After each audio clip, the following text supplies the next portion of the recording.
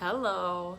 Okay, first of all, deal with the fact that this is crooked. I'm sitting on the floor because Capone, one of my puppies, is being a little antsy today and he just will not sit still enough for me to fix this, so deal with it.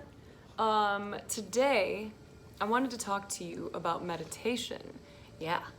I get a lot of questions about meditation and I tend to recommend meditation a ton. So I've been meaning to make this video for a while and here I am making it in the middle of my somewhat messy living room after a morning yoga stream, sitting here on the floor with my doggos. So I'll try to make this quick. This isn't gonna be a very fancy video because I'm not working with my editor right now, even though DJ Nagi is fucking amazing and I love him. You know, just limited on fundage, so this will be a little sloppy, but whatever. Okay, so one of the first things I want to talk about is this is mindfulness meditation that I'm talking about specifically. There are lots of different types of meditation, but for the purpose of this video and as far as like what I'm more well versed in, what I recommend to everyone, it's mindfulness meditation. So this is not a religious or a spiritual practice, though it certainly can be depending on your intentions. All that I am suggesting when I tell people to meditate is that you train your brain the same you would train your body. We have more control over our minds and our bodies than we realize. And when you start working out a lot and you start like weight training and targeting different muscle groups, that's one of those clear indications like, wow, I can move my body with more control than I realized. I can have better posture through this core strength that I'm building, whatever. Your mind is very similar. Most of us run on autopilot. You know, the things that you do day in and day out, because you do them so frequently, they just kind of turn into background noise. Your brain goes into autopilot, tells your body what to do, and you move through it without really thinking. Our thought processes pop up and we're immersed in them before we stop to think whether we want to be or not.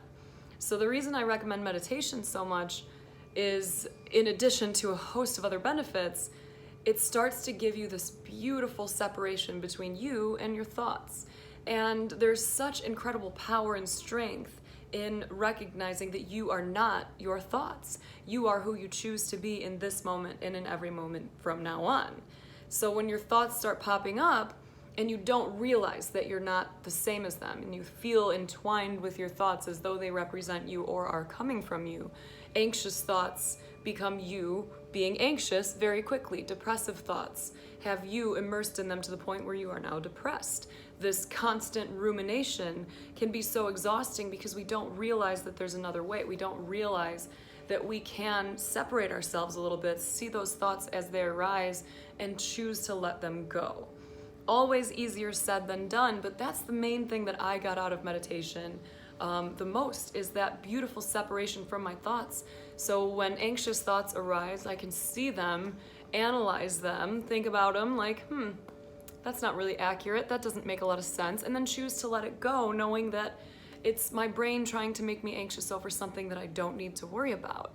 So I can have sad thoughts without becoming sad, I can have anxious thoughts without becoming anxious, and especially important for me, you know, the formerly rage monster-y SheSnaps, I can have angry thoughts without suddenly having that tension all over my body, having my jaw clench and my brow furrowed. I can notice them and choose to let them go, choose to not interact, choose to not become those thoughts. So that's one of the main reasons I love meditation. There are so many different things it can do for you. It can help you to potentially sleep better at night. It can help you to stop those excessive ruminating patterns. It can help you to get a better sense of who you are. It can help you to connect to yourself in a way that gives you the freedom to choose who you are. Additionally, it can help you lower your blood pressure. It can help with inflammation, like pain reduction. There are just so many benefits. Please do some research on mindfulness meditation and you will see there is some beautiful science out there that backs this up, and that's what got me on it. I thought it was hippie bullshit. I did. So if you're thinking like, yeah, that's not for me, I understand. And the other thing I want to say before I get into how we meditate is, if you are thinking, I don't need to watch this because blank is my meditation, I hear that a lot, I'm just gonna go ahead and call a real quick bullshit. Video games are not your meditation. They are fun, absolutely. Sometimes a distraction, sometimes something that you use because you just genuinely enjoy doing them. But when we get into this, I think it'll become a little bit clearer that meditation requires a certain type of intention. So while many actions and activities can be meditations, like a walking meditation, it takes a certain type of focus and intention. So if you're looking to get out of doing this thing that's good for you by claiming that you have everything you need already because skateboarding or video games or drinking or smoking or whatever is your meditation, please keep watching, because I think you may be mistaken. And even if you do feel good doing those things, even if you're not gaming to escape your life, but because you enjoy gaming so much that you are fully present in that game, amazing. If you feel great already, dope. You could potentially feel even better. You know, if this is you kicking ass in your life normally, imagine how much more ass you could kick if you're really, really in balance, if you're really working to strengthen your mind all the time and build that skill of focus, which is at the core of meditation, is building the skill of focus. Having said all of that, this is what we're gonna do. In order to meditate, it's a pretty simple process. First things first, I would say commit to a time frame. Decide how much time you're going to dedicate to meditation every day. This is a lot like going to the gym. The consistency is a lot more important than the time. It's great, totally, if you can sit down and do a 15-minute meditation right away, but be realistic with yourself so that if you don't meet your goal, you're not beating yourself up. 1 minute of meditation every day will have an impact on your life. I promise you it will. So if you can't reasonably dedicate 5 minutes, if you can't get up to 15 minutes, which is a challenge at the beginning, 1 minute, that's fine. Use this proactively every single day, whatever time of day makes the most sense for you, and use it reactively when you start to feel those physical manifestations of anger or anxiety. Stop for a second, take some deep breaths, and then refocus yourself in the way that I'm about to instruct you on. This is something I use all the time. I do my meditations every morning, every evening. I do them with stream, and lately, if you've watched any of my streams very recently, I've been feeling especially great. Like, I thought I was feeling great normally, but I've been feeling especially great, and it's because I've been meditating. When I notice my impulses taking over again, I stop and I sit and I force my body into stillness, and I tell my brain, I know you want me to go on my phone and scroll mindlessly. I'm not gonna do that. I am gonna choose to focus on blank. So use this every day, even if you don't feel good at it, and I'll explain a little more about that in a bit. Just please trust. I wouldn't steer you wrong on this. Do your own research, but like, every day, meditate and see where it takes you. And remember, those of us who have ADHD, or we have racing minds, or we're especially stressed, the people who are thinking, I can't meditate, I can't clear my mind or quiet my mind down, that's not what it's about. And if your mind is constantly racing, that is not a sign that meditation is not for you. That is a sign that meditation is right for you, is especially valuable for you. Because you don't have to live a life with racing thoughts constantly. And this is coming from another person who does, or at least in the past, has struggled with ADHD. My brain, if I leave it unchecked, will run the show for me, and in a very frenzied, frenetic way, and I'm not interested in that. I want to move through my life and my days with intention, and meditation has allowed me to do that in conjunction with a million other things I do for myself. But when people ask me what I did for myself to start feeling better, meditation was my gateway drug into mindfulness. It has quite literally changed my life, and I hope that you'll trust me and give it a try so that it can change yours. Anyway, having said all of that, meditation is a very simple practice, but it doesn't mean that it's easy. But what you need to do is find some place that you can sit comfortably, and you can stand, you can do a walking meditation if you need to, but for the purpose of this, I think it's valuable to introduce stillness into your life as well, especially for some of y'all who are very antsy and you tap your feet a lot, or you're always clicking pens or chewing your nails, whatever. Learn how to incorporate stillness, learn how to hold your body still, learn how to focus your thoughts in one place. So sit somewhere comfortably. You can sit on the ground, on a yoga mat, you You can sit on a pillow. If you're sitting with your legs crossed, the only suggestion I would have is try to keep your knees from going above your waist, because it tends to cause them to go a little numb and achy a little bit sooner, and we don't want that, right? So try to sit in a way that is going to be comfortable for you long term. You could sit on a chair with your feet on the ground, no problem. The one caution here is try not to slump into wherever you're sitting. Because if you allow yourself to relax too much into your meditation rather than keeping a somewhat alert posture, it may put you to sleep. It's not a guarantee, but it may. Meditating while laying down is totally fine if you are alert enough and you can do that without falling asleep. But if every time you meditate you fall asleep, it's time to change your posture up, bring a little bit more alertness into your spine, sit towards the end of your chair, and just, hands don't really matter, put them on your knees, clasp them, whatever feels good. The point is get comfortable but be alert. So sit comfortably in an alert posture, kind of like how I'm sitting right now. You can see shoulders are back, we watch Yoga with Adrienne videos and she says head over heart, heart over pelvis. I think that's a really great foundation to remember. So step 1 is sit comfortably. Step 2 is either close your eyes or bring them down really low and do a lazy focus on the ground in front of you. That is another option. Personally, I like closing my eyes a lot more, so that's what I go for.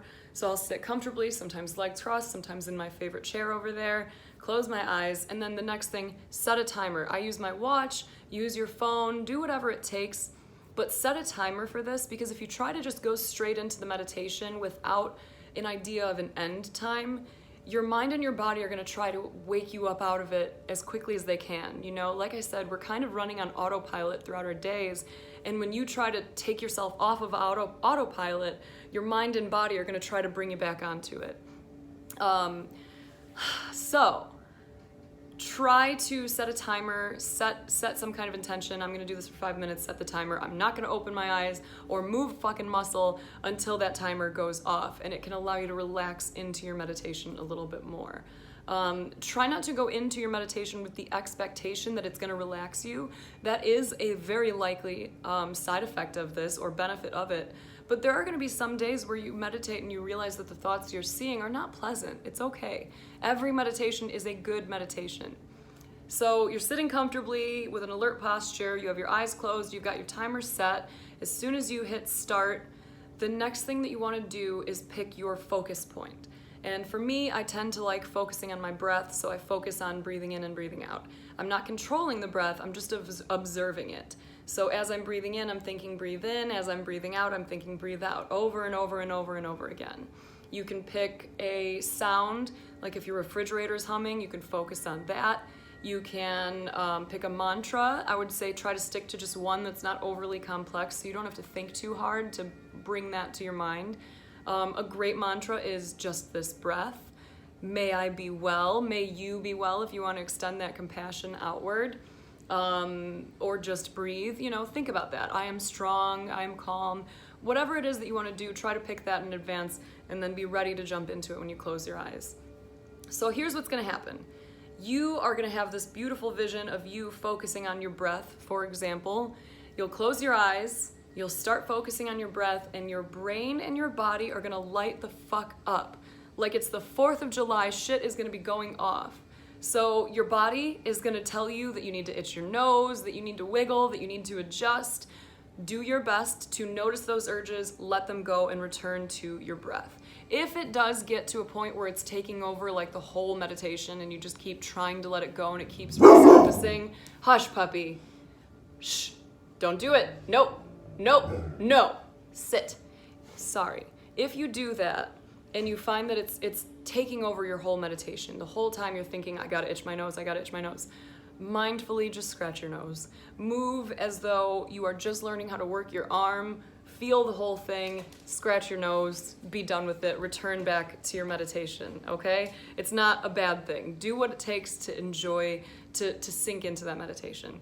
So in addition to your body lighting up and telling you that you need to move and do and act and scratch, your brain is also gonna light up. And when your brain lights up, it's going to try to do the same thing. It's going to try to convince you that you need to think about something. It's going to try to convince you that you need to get up and take action on something that you've been meaning to do. It's going to throw all kinds of thoughts at you And your goal, Enzo, stop. Freaking puppies. And your goal is to recognize when your mind is wandering and bring it back to your focus point, your breath, your mantra, whatever. So that's it. It's just recognize, return. Recognize, return. The first, stop, Enzo. The first several times you meditate, the first million times you meditate, you may be wandering with your thoughts the entire time. You might not have that awareness pop up ever that allows you to bring yourself back to your breath. That's okay. It's still a good meditation. You're still practicing. You're still working on being still, on being aware. It does take time. When you do recognize that your mind has wandered and you're able to bring it back, be proud of yourself. If you aren't able to do that, no need to shame yourself. It's not something to be upset by. It's not a failed meditation. It is still a great practice. This takes time. So every time that you catch your mind wandering and you return it, every time that your bodily sensations cause you to think you need to move and you return your focus back to your breath or that focus point, be proud. Because that is like a bicep curl for your brain. That's one rep for you. That is one more exercise that's helping you to build that skill of focus, and that is a lasting thing. As you build that skill, it translates into your life in beautiful ways. So that's really all you're doing, is you're recognizing these patterns, you're letting them go by returning to your breath. Easier said than done. I think if you're struggling to kind of understand this concept, one of the ways that I've explained it before is if you imagine that you're on your computer, shit starts running slow, you're not really sure what to do, so you start looking at all the things you have open. You see all these different programs, you see all these different browser tabs, and you think, all right, I'm just gonna close some of these so that my computer can refocus its energy on all these other things it's trying to do. Very similar to your mind, right? So what you do is you look at each of those tabs and programs that you have open, but you do not engage with them. You're not clicking links, you're not scrolling and browsing, you're seeing each tab, each program, and then clicking the X and saying, I choose to let this go, and then returning back to your breath. Freaking dogs. This is what happens when you try to do a video when your dogs are in the room, apparently. So that's it. Do that for as long as you can, as many times as you can, but very important, do it consistently every single day. This meditation practice could really change your life. I really hope this helps. I really hope you'll challenge yourself to do it. And if you have any further questions about meditation, please feel free to hit me up. I obviously nerd out about this. I really enjoy it. I love talking to people about it. And we do a 5-minute meditation together during the morning streams every day. So if this didn't click for you and you have some further questions, if you come into the morning streams, the last like 5 minutes-ish of those morning streams are dedicated to meditation. So you can come in, ask whatever questions you have, get some answers, and then practice meditation with us. We're also doing a book club in our Discord channel, which is Snap Pack. That's the server name.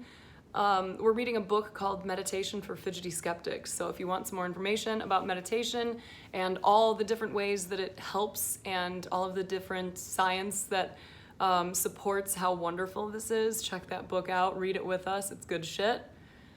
But yeah, try meditating. It is a beautiful, beautiful thing. Soon, I think you will see that you are not who you think you are, that you really do have the option to choose. It is a simple thing that may not be easy in execution, but it is simple. Decide who you want to be, take some steps to become that person. So if you want to be a calm person, if you want to be a person who isn't ruled by your emotions or your anger or your bodily sensations, this is a great first step. I hope you'll join me, and yeah, manifest dope shit. Bye.